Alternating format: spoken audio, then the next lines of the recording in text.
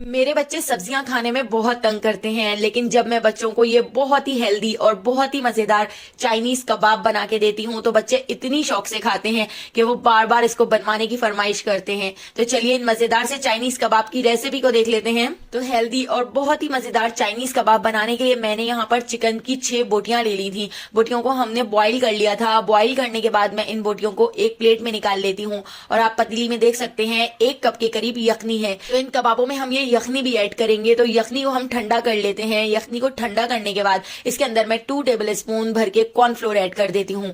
Cornflour add करके हम इसको अच्छी तरह से मिक्स कर लेते हैं। इतना मिक्स कर लेंगे कि इसकी सारी गुठलियां खत्म हो जाएं। प्लेट में जो हमने चिकन निकाल के रखी थी, चिकन को हम इस तरह से श्रेड कर लेते हैं, इस तरह से रेशा कर लेते हैं। तो ये दोनों चीजें तैयार हैं। अब हम कबाब बनाना शुरू करते हैं। तो ये कबाब 10 मिनट में बनकर तैयार हो जाते हैं। तो यहाँ पर मैंने 4 टेबल स्पून कुकिंग ऑयल एक कढ़ाई में गर्म कर लिया है। इसके अंदर हम ऐड कर देते हैं 5 से 6 बारीक कटी हुई हरी मिर्चें और इसके साथ ही मैंने यहाँ पर 7 से 8 लहसुन की कलियां ले ली थी। तो उनको भी बारीक कट करके हमने इस तरह से ऑयल में ऐड कर दिया है। तो लहसुन और हरी मिर्चों को हम फ्राई कर लेते हैं। हमने इनको इतना फ्राई कर लेना है कि इनका कलर गोल्डन हो जाए।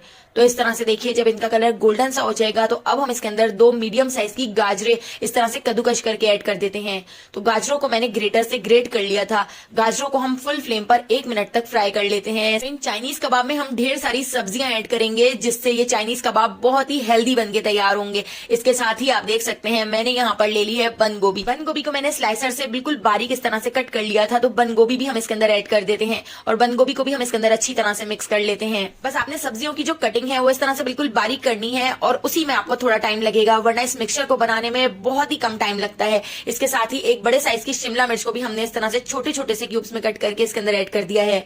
इसके साथ ही जो हमने चिकन श्रेड कर ली थी, चिकन को रेशा कर लिया था, तो चिकन भी हम इसके अंदर ऐड कर देते हैं। और इसके साथ ही हम इसमें कुछ मसाले ऐड कर लेते हैं। तो 1 टीस्पून मैं इसके अंदर नमक ऐड कर देती हूँ। नमक और मिर्चें आप अपने टेस्ट के हिसाब से ऐड कर सकते हैं। 1 टीस्पून लाल कुटी हुई मिर्चें, 1 टीस्पून पिसी हुई काली मिर्च और 1 टीस्पून ही हम इसमें पिसी हुई सफेद मिर्च ऐड कर देते हैं।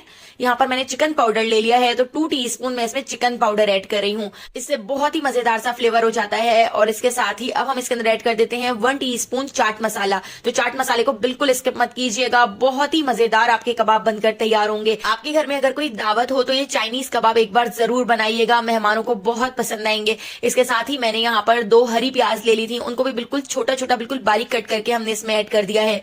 और इन सारी चीजों को हम अच्छी तरह से फुल फ्लेम पर मिक्स कर लेते हैं। और अब हम इसके अंदर ऐड कर देते हैं 3 आलू। तो आलू भी मैं इसके अंदर ऐड कर रही हूँ। अगर आप आलू को स्किप करना चाहें तो स्किप कर सकते हैं, लेकिन आलू भी इन कबाबों में बहुत ही अच्छे लगते हैं। तो आलूओं को मैंने पहले ही बॉईल कर लिया था। बॉईल करने के बाद हमने आलू ऐड कर दिए हैं और आलू को हम पोटैटो मैशर की मदद से अच्छी तरह से इसमें मैश कर लेते हैं।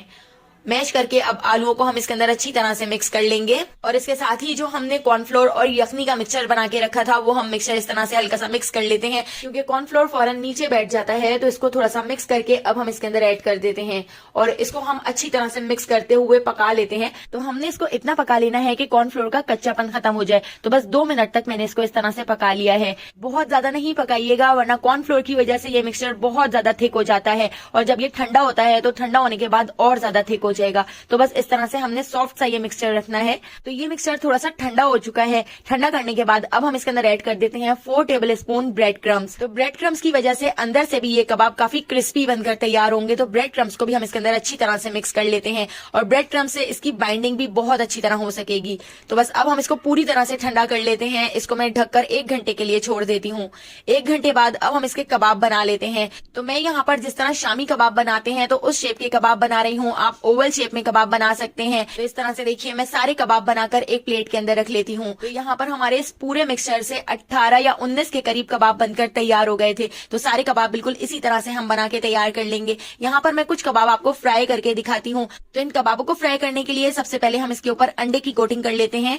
अंडे की कोटिंग करने के बाद इसके ऊपर हम ब्रेड क्रम्स की कोटिंग कर लेंगे। लेकिन कुछ कबाब मैंने सिर्फ अंडे की कोटिंग से भी बना के तैयार किए थे, वो भी बहुत ही मजेदार बन के तैयार हुए थे। तो दोनों तरह से आप इन कबाबों को बना के तैयार कर सकते हैं। तो देखिए यहाँ पर मैंने ब्रेड क्रम्स की कोटिंग कर ली है। इससे ऊपर से बहुत ही क्रिस्पी कबाब बनकर तैयार होंगे। तो पहले अच्छी तरह से एक साइड से हमने फ्राई कर लिया था और पलटकर फिर दूसरी साइड से भी हमने बिल्कुल इसी तरह से इन कबाबों को फ्राई कर लिया था। तो यहाँ पे हमारे बहुत ही हेल्दी और बहुत ही मजेदार चाइनीज कबाब बनकर तैयार हो चुके हैं। तो अगर आपको चाइनीज कबाब की ये रेसिपी पसंद आई हो तो लाइक, शेयर और सब्सक्राइब करना बिल्कुल भी मत भूलिएगा और बेल आइकॉन के नोटिफिकेशन को जरूर ऑन कीजिएगा। आने वाली वीडियो तक अल्लाह हाफिज।